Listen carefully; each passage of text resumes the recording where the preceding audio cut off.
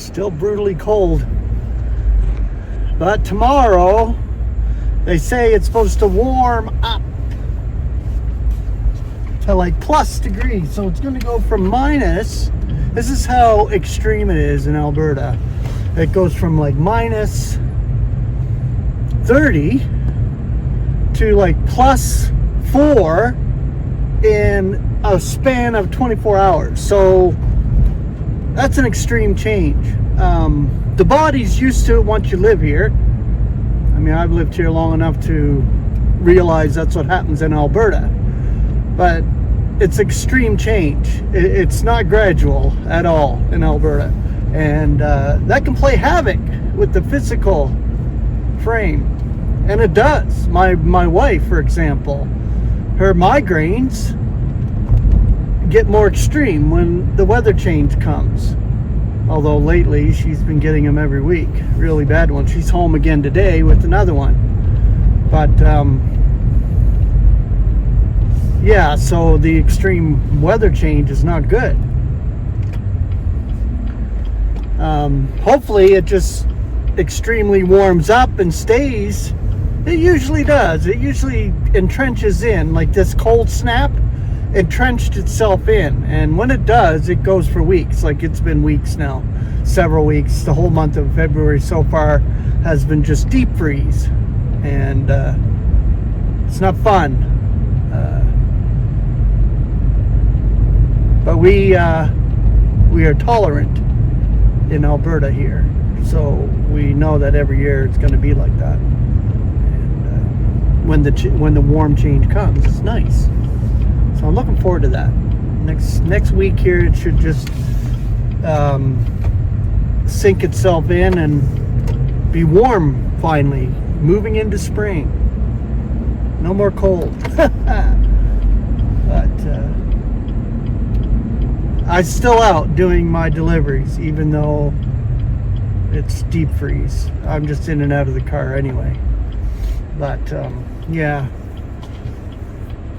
I'll be happy when something solid comes around when it comes to work too. It's not that I'm belly aching. It's just really frustrating and really hard to make a living these days, and you just plug away. I'm working 7 days a week, at least 4 hours a day at this delivery job, and I'm not making really fuck all, considering, you know, what a normal job would pay.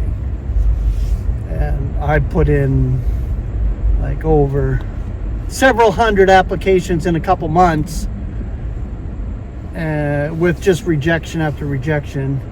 I got one response back for another delivery job, which I really don't want another delivery job, but this one is at a cannabis shop. I done the pre-screen video interview yesterday.